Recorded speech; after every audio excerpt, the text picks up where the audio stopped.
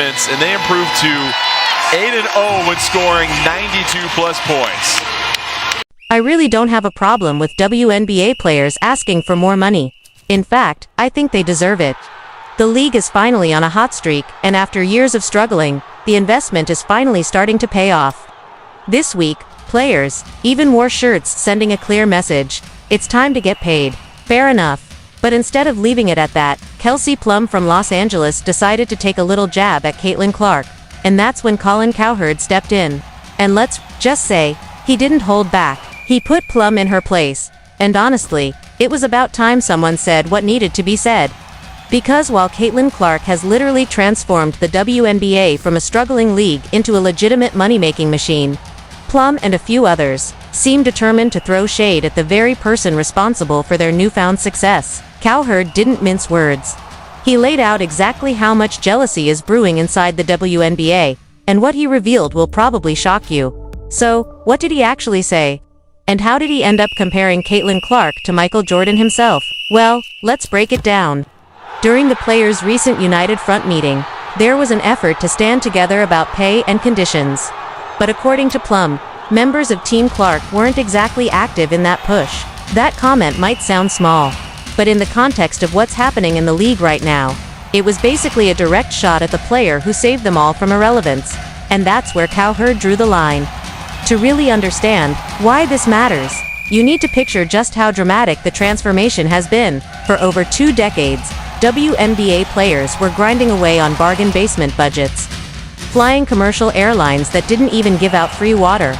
Imagine being a professional athlete and having to swipe your card for a cup of water on a flight. After a game, teams were losing money year after year, arenas were half empty at best, and merchandise sales were so low that fans couldn't even buy a jersey if they wanted one. That was the reality before Caitlin Clark stepped into the league. And then, almost overnight, everything changed. The Golden Goose, as Cowherd calls her, brought in an entirely new level of attention. The numbers don't lie. Merchandise sales skyrocketed by 500%. Attendance jumped by 40% across the league. Entire arenas that used to echo with silence suddenly became sold out. Electric atmospheres. Teams that had been bleeding money for years were suddenly profitable.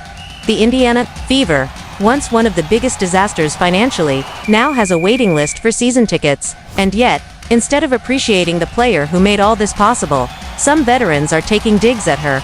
That's where Cowherd's now famous analogy comes in.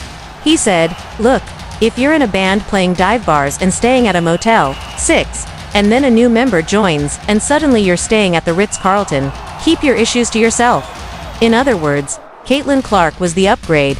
She was the reason everyone suddenly started flying private and staying in 5-star hotels.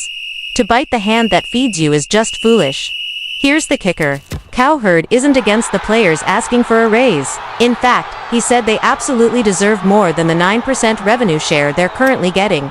He agrees the league should grow, and players should be compensated. But he also pointed out a brutal truth right now. Only one player truly moves the needle at the level that brings in this kind of money. And her name is Caitlin Clark. The others benefit because she exists. Think about the irony here. Caitlin Clark herself doesn't even need this. She's already rich. Just this year alone, she made $11 million from endorsements off the court. She's set financially. These negotiations aren't about her, they're about everyone else in the league. Yet the very players benefiting from her impact are the ones throwing the shade. And if you need more proof of how deep the pettiness runs, just look at the All-Star voting. Fans voted Clark as the top guard, #1. Coaches respected her impact. But when it came to player voting, she finished ninth, behind her own teammate. Even, let's be honest, that wasn't about basketball. Her stats, her records, her performances, all backed her up as an all-star. That was personal. That was resentment. For years, WNBA players complained that the media was sexist, that the league was underappreciated, that they weren't promoted enough. And then, when the Golden Goose finally arrived, they didn't like what it looked like. Cowherd pointed it out perfectly. Fans embraced Clark immediately, voting her into the top spot. But her peers ranked her way down the list. That says everything about where this bitterness is really coming from. And it's not just the All-Star voting. The comparison Cowherd made was clear. When Tom Brady came into the league as an unheralded prospect, Drew Bledsoe had just signed a $103 million deal. But when Brady showed he was better, the Patriots didn't fight it, they rode the wave. When Tiger Woods came in and took over golf, the veterans didn't like being overshadowed. But they respected what he did for the sport. LeBron James, same thing. But in the WNBA, instead of embracing the player who transformed everything, veterans are dragging her down out of spite. Cowherd said it straight. This is pettiness, plain and simple. And he's right. Because the facts are undeniable. TV ratings skyrocket when Clark plays. Sponsorship money is flooding in because of her. Social media is buzzing like never before. Little kids are buying her jerseys faster than they can even be produced. Every single player in the league is living better now. Private jets, better hotels, bigger paychecks because Caitlin Clark showed up. And still, some of them want to tear her down. Here's the bottom line. The WNBA wanted sold-out arenas, private flights, better CBA deals, mainstream respect. They got it. They just didn't expect it to look like Caitlin Clark. But as Cowherd said, you can't fight the wave. When it hits, you ride it. Success doesn't always look the way you imagined, but you'd be foolish to turn on the very person who delivered. It's so if you support Caitlin Clark and what she's doing for the game. Cowherd has a simple message. Stop complaining, stop the petty shots, and start appreciating the golden. When it came time for players to show professional respect through all-star voting, they ranked Caitlin Clark below athletes who had nowhere near her impact on the league. Think about that for a moment. In any other industry, companies would give anything to go viral every single day, because free marketing at that scale changes everything. If they knew how to do it, they'd all be viral non-stop. But you can't manufacture it. It has to be authentic. It has to connect with people on an emotional level. Sometimes it's a random small-town kid. Sometimes it's a viral meme. Sometimes it's a singing frog. Nobody saw it coming. And that's exactly why Caitlin Clark is so special. Nobody could have predicted she would be this transformative, just like nobody predicted Tom Brady would become the greatest quarterback of all time. Success doesn't always look like what you expect. You can't fight the wave, because the meteor that changes everything never looks like you imagined. And that's why the all-star voting controversy ties perfectly into what we've been seeing on the court all season long. The hard fouls, the unnecessary contact, the clear targeting of Clark, it all comes from the same place. Veteran players who can't handle that a sophomore guard walked in and rewrote the rules of their league. Instead of embracing the transformation, they're punishing Clark both in voting and in games, frustrated that their success now depends on her. But here's the reality. People are finally saying, this league has never made money before, but now it's an investment that's about to pay off. And as Colin Cowherd explained, this moment right here this season is probably the least profitable the WNBA will be for the next decade, because from here, it only gets bigger, better, and more lucrative, as Clark's momentum train keeps accelerating. And here's the crazy part, this isn't even peak Clark. She's banged up, missing games, not playing at her absolute best. It's Michael Jordan in year 2 when injuries slowed him down. But everyone knows what came next. The next 12 years were legendary. That's exactly what's in store for Caitlin Clark. Cowherd dropped a comparison that made some people uncomfortable, but it couldn't be more accurate. He compared Caitlin Clark to Michael Jordan. Both players entered their leagues as flashy rookies who completely changed the landscape overnight. Jordan turned the NBA into a global empire, and Clark is now doing the same for the WNBA. The parallels are so striking, you wonder why more people aren't saying it out loud. Clark has gotten really good really fast, just like Jordan did in those early years. If you don't double-team her or put a body on her, she's going to embarrass you. She's launching 33-footers with confidence. She's rewriting offensive stats in real time. In fact, she's already hit more threes this season than Steph Curry did in his first MVP year. Her game isn't just effective, it humiliates defenders. And that embarrassment is exactly why she's being physically targeted. Remember the Detroit Pistons' infamous Jordan rules. A defensive scheme built entirely around knocking Jordan down, wearing him out, and testing his toughness. That's what Clark is facing right now. Game after game, she's being hit, hacked, and challenged in ways that cross the line of fair play. And just like in Jordan's early years, referees haven't figured out how to handle it. The officials are letting far too much slide, and it feels downright inappropriate at times. But here's the thing, Clark keeps getting up.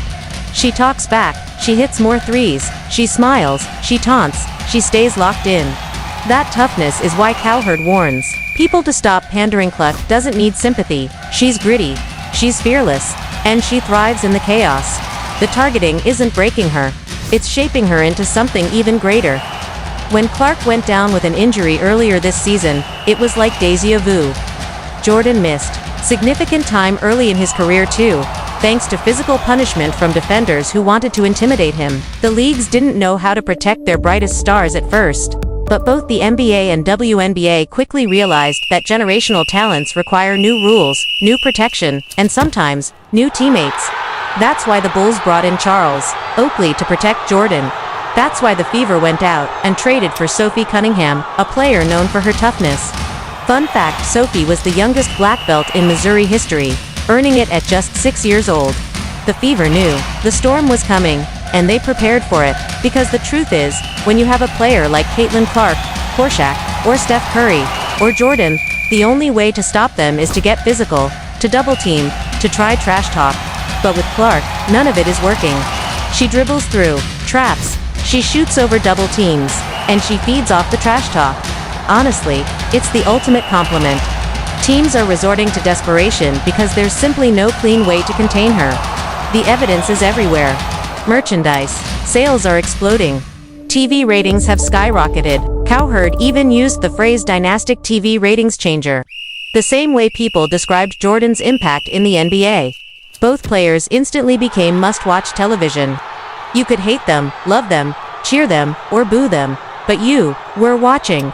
And that's why the resentment from veteran players feels so familiar.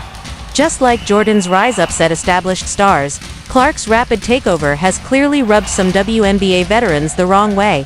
The All-Star voting proved it beyond any doubt. But let's be clear, this isn't hazing anymore.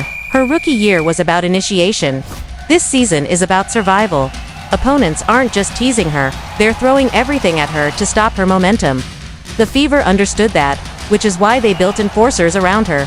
And it's paying off, because Clark just keeps evolving. And don't forget the college factor.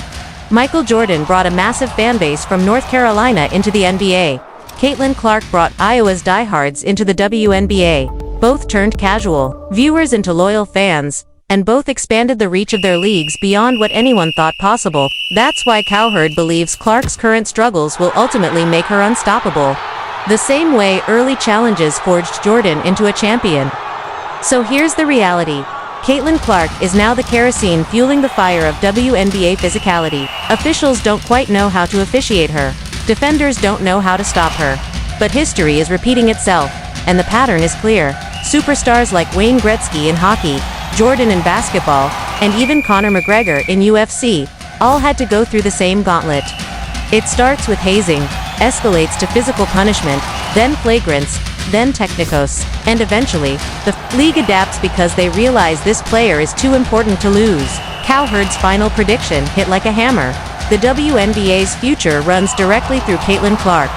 Whether jealous veterans like it or not, Clark's trajectory will reshape how the league operates for the next decade. This isn't just about one player anymore, it's about the financial future of women's basketball. The sponsorships, the TV deals, the pay raises, every single one of them depends on Clark's continued rise. The league is hot right now, but if they blow this opportunity by turning on their golden goose, they may never get another chance like it. And let's not forget, adversity only sharpens steel. Clark is getting stronger. The Fever are becoming championship ready, and Indiana fans have front row seats to the greatest show in sports for the next 15 years. She's not going anywhere. She's the WNBA's Steph Curry, and there's zero chance the Fever ever trade her. So veteran players have a choice. They can embrace this new era, ride the wave, and benefit from Clark's transformation. Or they can fight it, resent it, and get left behind. Smart teammates like Aaliyah Boston, Kelsey Mitchell, Sophie Cunningham, and Lexi Hull already understand. They're building chemistry with Clark, supporting her, and securing their place in history as part of this rise. The others risk fading into irrelevance. Now picture the future if the WNBA fully commits to Clark's momentum. Sold-out arenas, becoming normal, major sponsorships pumping real money into the league, kids proudly wearing WNBA jerseys to school, and TV networks competing for broadcast rights. That's the vision. That's the opportunity, and it all depends on whether the league embraces Caitlin Clark or continues fighting her success out of jealousy. The message couldn't be clearer. Stop biting the hand that feeds you. Appreciate the golden goose. The WNBA is on the verge of breaking into mainstream sports consciousness for good. The only question is whether everyone decides to pull together or whether some players keep dragging it back into the shadows. If you stand with Caitlin Clark and want to see women's basketball thrive, then back her. Support her teammates, who embraced her. And remember, this transformation is happening whether everyone approves or not.